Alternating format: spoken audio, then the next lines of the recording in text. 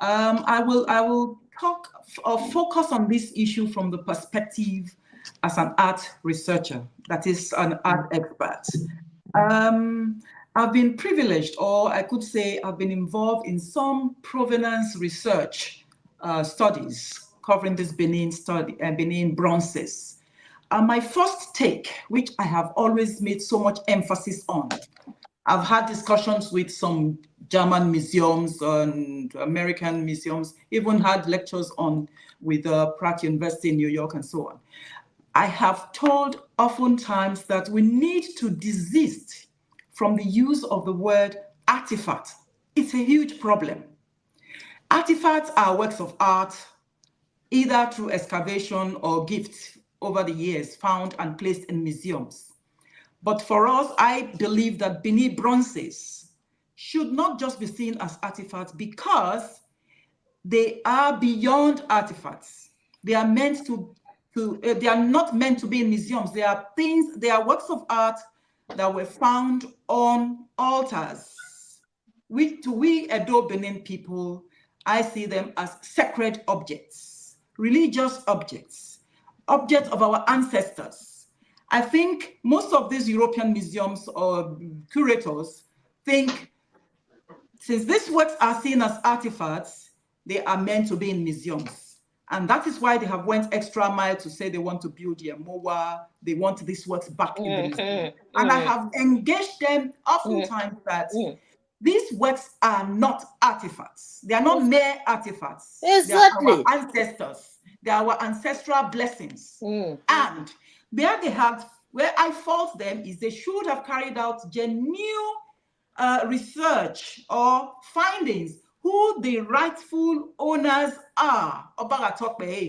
Sir. From history, since Benin 1897, the Benin Primitive Expedition, it is clear where the works came from. They were looted directly. At least 90% were from the palace, where the king, a sitting king, was exiled. The works, his palace, was looted and burnt down. So there is no excuse that who are the owners, where should the work go? Of course, there should be a bilateral relationship since it involves two countries internationally. I now go to the aspect where I talk about the politics involved. There's so much power play, so much tussles and intrigues involved in this Benin return restitution. And I think the key stakeholders, we cannot avoid this. We're looking at the government. Definitely, they have to represent the country where we come from, the Edo Benin people. The federal government and the state government have to work together through their ministers or their commissioners. Fine. But then the major key stakeholder is the palace of the Oba of Benin. That is the Oba of Benin and his traditional councils and rulers. Then the third group, which are the artists, the key stakeholders, the arts institutions, and the guilds that were responsible for these works.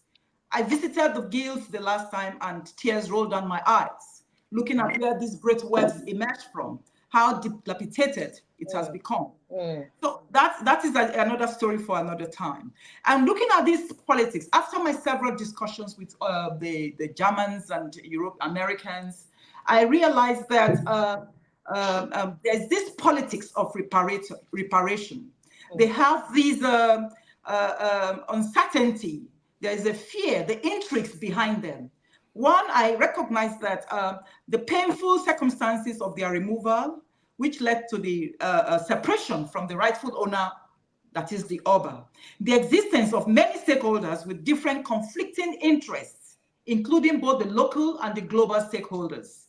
And then the difficult conversation about the role of the colonial masters in the looting of these art treasures, and also the roles played by most of these museums.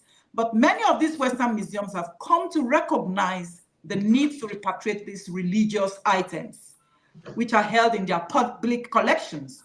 And they were acquired through illegal or legally or morally unjustifiable today. Some of the intrigues I identified personally were, one, the plunderers' fear for the future and how they will remain relevant when these looted Benin bronzes are removed from their museums. They have this fear of having empty museum walls. The cost of compensation, like Prof spoke about just now, the Edo Benin people need to be compensated. The cost of compensation that comes with reparation, the concern over bearing the reputational damage to the institution, and they should not forget the ancestral costs, the ancestral cost and agony that is attached to them hanging on to what does not belong to them. People depriving the Edo Benin people of their spiritual connection, because these are things from our ancestors. So the looters and their reputation is at stake at this point. And for me, I think if they genuinely have a motive, a genuine motive of returning these bronzes, it should be unconditionally, and they should think of compensations coming with it. Perhaps I stop at this point. There's still room for more.